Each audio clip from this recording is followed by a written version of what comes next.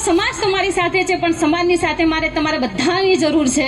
આ બેનને મારા બધાની જરૂર છે અને બેન તરીકે, દીકરી તરીકે અને આ મોટી બેન વતી હું આ બધાને આ મંદિરની અંદર માતાજીની સાક્ષીએ કહું છું કે તમારા જે પણ પ્રશ્નો હશે એ પ્રશ્નોને વાચા આપવા હર હંમેશા બેન તમારી પડખે રહેશે એ વિશ્વાસ સાથે મારી વાત।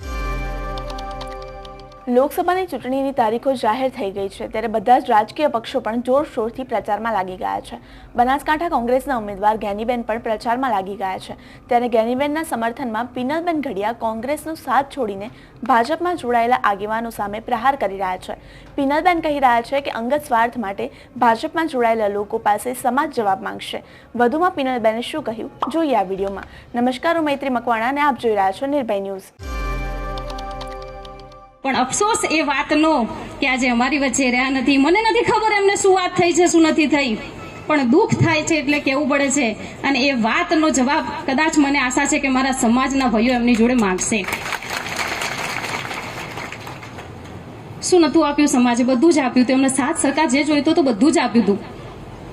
પણ જ્યારે એક બેન તરીકે આવે છે, જ્યારે અન્ય સમાજ એને સ્વીકારવા તૈયાર છે, મતલબ કે અન્ય સમાજ એની સાથે છે, બધાના હક અને ન્યાય સામે લડવા માટે બેન જ્યારે તૈયાર છે, ત્યારે દુઃખ સાથે કહેવું પડે કે એ સાથે નથી।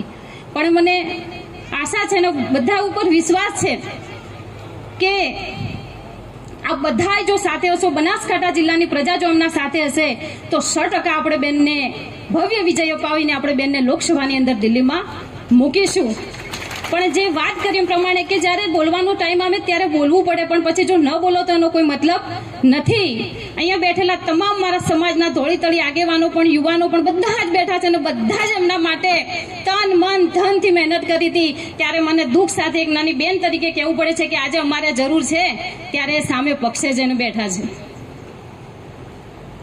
મને એ નથી ખબર, એક વ્યક્તિએ તો કદાચ બેન એવું પણ કીધું હતું, કદાચ વિધાનસભાના પછી કે ભાઈ અમને બોલાવો ત્યારે કદાચ તેમજ પક્ષેથી કોઈએ એવું કીધું હતું કે આ ખરાબ કરેલી કેરીઓને તમે શું કામ અહીંયા લાવો છો? તો મને એ ખબર ના પડી કે આજે ખરાબ થયેલી કેરીઓ, આફૂસ કેરી ત્યાંથી થઈ ગઈ, સારી ક્યાંથી થઈ ગઈ?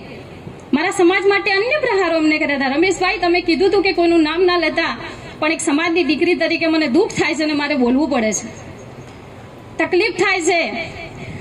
યુવાનોની સાથે સાથે મારા સમાજનો વડીલ બધા જ બેઠા છે, તન મન ધનથી ભૂખ્યા તરસે એમની ગાડીમાં ગામડે ગામડે જઈને પ્રચાર કર્યો તો કે ભાઈ અમને તમે જીતાડજો। પણ આજે જ્યારે એક લડાયક બેન, મોટી બેન એમના વચ્ચે આવી, મારે બહુ ન કહેવાય પણ મેં ઘણા બધા જ પ્રશ્નો એમની સાથે મૂક્યા હતા, ઘણી બધી વાત એમની સાથે મૂકી હતી કે ભાઈ મોટી બેન તો છે પણ નાની બેન તરીકે હું પણ વિનંતી કરું છું કે કદાચ આટલી વાર અમારું સાંભળો। પણ મને નથી ખબર કે શું વાત થઈ, મેં કીધું એ પ્રમાણે, પણ દુઃખ છે ત્યારે આશા રાખું કે મારો સમાજ તમારી સાથે છે, પણ સમાજની સાથે મારે તમારા બધાની જરૂર છે।